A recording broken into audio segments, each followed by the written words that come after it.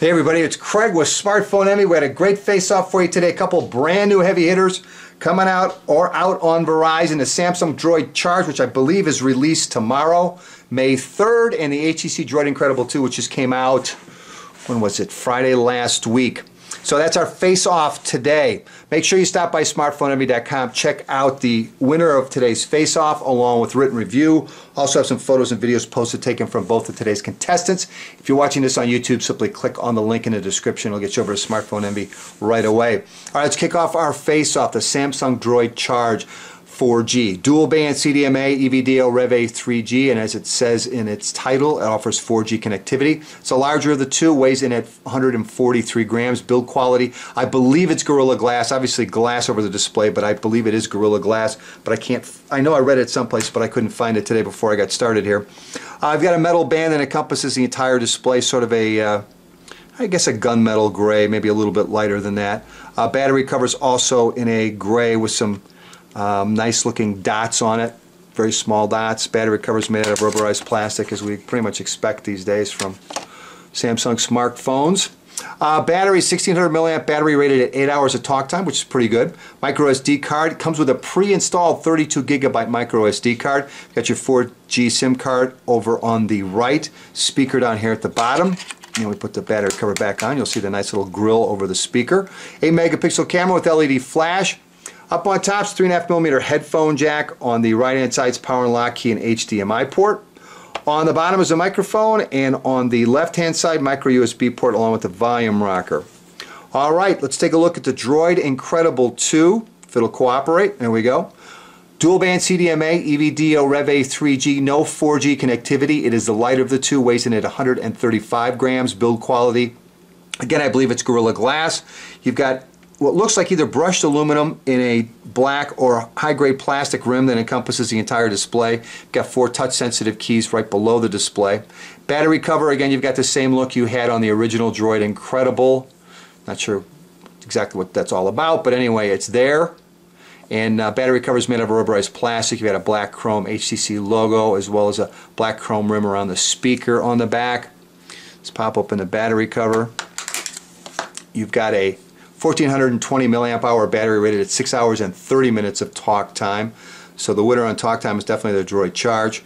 Also, you've got a micro SD card slot. It's hot swappable, as is the Charge. This comes pre-installed with a 16 gigabyte micro SD card. So Verizon's giving away some memory with their new phones. Alright. Again, speaker upper right hand corner, dual LED flash, 8 megapixel camera. Up on top, 3.5mm headphone jack, power and lock key. Nothing on the right hand side. On the bottom is a microphone, and on the left hand side, micro USB port and volume rocker. Alright, both of our contestants today, or combatants, offer 8 megapixel cameras. Droid Charge also offers autofocus, LED flash, geotagging, anti-shake, blink detection, auto contrast, and touch focus. Video capture is 720p. On the Droid Incredible, again 8 megapixel autofocus, dual LED flash, geotagging, touch focus, face detection, and image stabilization. And again, video capture is 720p. Alright, let's take a look at our displays on both. See if I can get that back. There we go.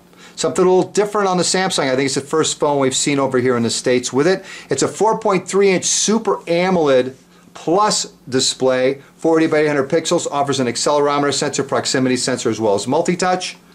Has a front-facing camera up here in the upper left-hand corner, 1.3 megapixel front-facing camera for video calls. And below the display, again, 4 physical keys: main menu key, home key, back key, and search key. Alright, Droid Incredible 2 offers a 4-inch Super LCD capacitive touch display showing 480 by 800 pixels, has an accelerometer sensor, proximity sensor, as well as offering multi-touch. Upper right-hand corner, 1.3 megapixel, same as the Charge, front-facing camera for video calls. Has 4 touch-sensitive keys below the display: home key, main menu key, back key, and search key. Alright, as far as memory, the Droid Charge offers 1.1 gigabytes of RAM or internal storage, 512 megabytes of RAM, and again, internal storage is expanded additional 32 gigabytes by the free pre-installed 32 gigabyte micro SD card that comes with the phone. Droid Incredible, again the same, 1.1 gigabytes of internal storage. However, the RAM's been bumped up, 768 megabytes of RAM, which is an improvement. On the internal storage, again, it'll handle up to 32 gigabytes of internal storage. Alright, Wi-Fi 802.11, BGNN, and DLNA on both. The Droid Charge also offers HDMI out.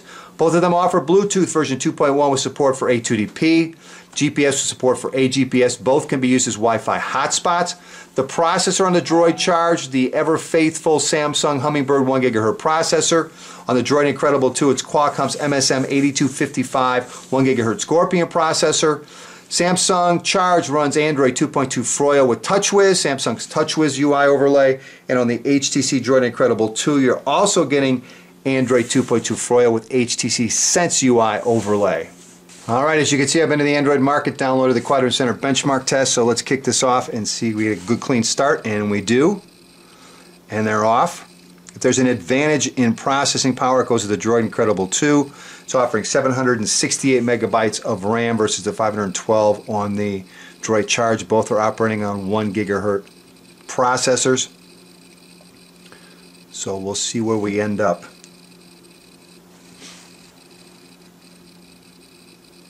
Gives you a good view of the displays. Got the frame rates and frames per second lower left hand corner. Got both displays set to default brightness.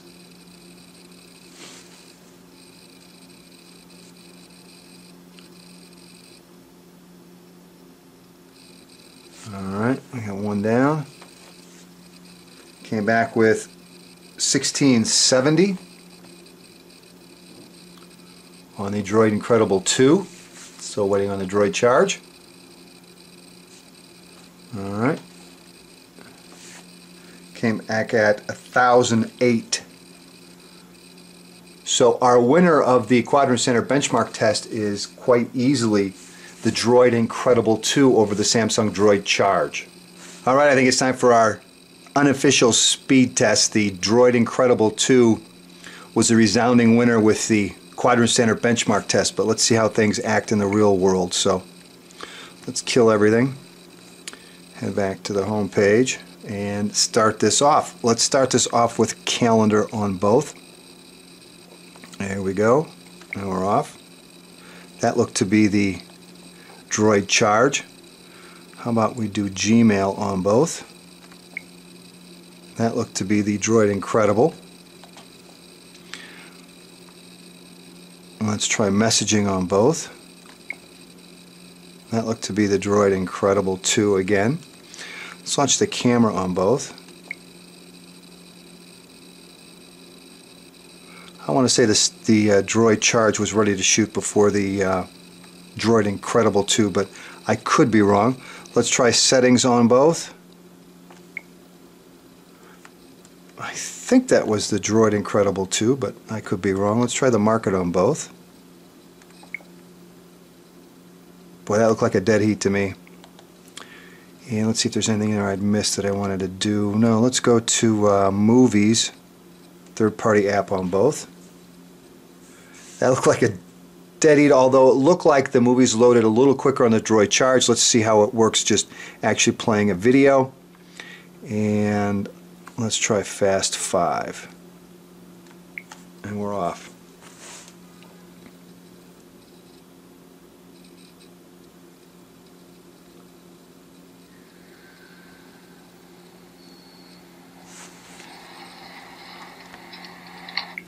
And as you can see, the Samsung Droid Charge was the first to spool up and play the video from Flickster.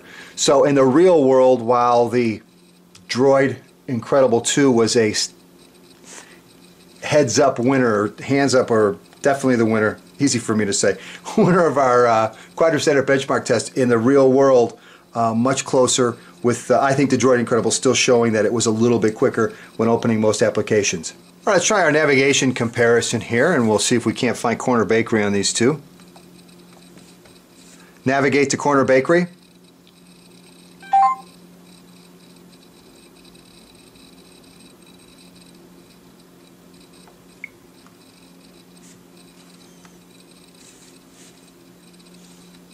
Head southeast on Caffeine Way toward La Venta Road, then turn left onto La Venta Road. All right, the Droid Incredible 2 had no problem grabbing and grabbing the GPS, and it looks like the Droid Charge, same. Alright, shut up. On the Droid Charge, again, it grabbed the GPS as well, no issues. So both of them did just great. Let's kick up the satellite view on the Droid Charge. And there we go. So I got to look at it on both. Scrolling on the... About the same. Both need to redraw. Droid Incredible 2 seem to need a little less help redrawing. Yeah, a little quicker too, it seems like. Double tap to zoom in on both. There we go. Pinch to zoom as well. Zoom out on both.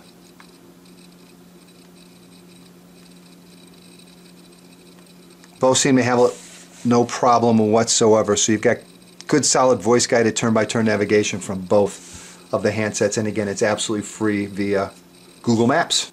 Alright, what do you say we run our YouTube comparison? I've got them both set to default HQ, and they're both running off the same Wi-Fi network. So let's kick this off, and we're off.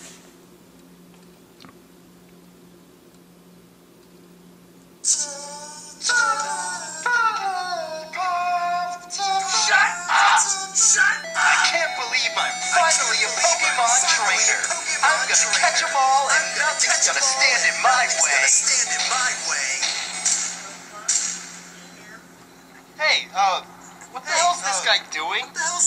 Alright, let's try one more. That was interesting. It was first spooled up on the Incredible 2, but it actually played quicker on the, or started playing sooner on the Droid Charge.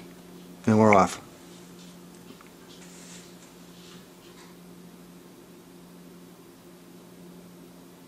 Doesn't seem like anybody wants to watch this. There we go. It's happening, guys. You know, recently I figured out that if you're ever in a bad mood, just go tickle a fucking penguin.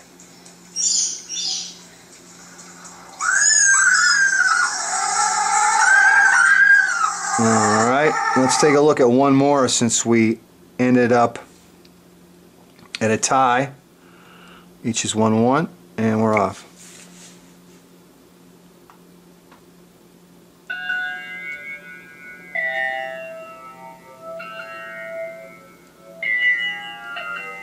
It was a weekend, and you can't stop us from going to the local dance spot. Instead of drinking imported beer, somebody brought a bottle of Orphan Tears. We popped the top, we knew it was in it. Alright, so let's look at our YouTube comparison. Again, both running off the same Wi-Fi network. The Droid Charge spooled up 2 out of 3 quicker than the Droid Incredible 2. And this also gives you a look at the quality of the displays. Again, both are default to HQ video.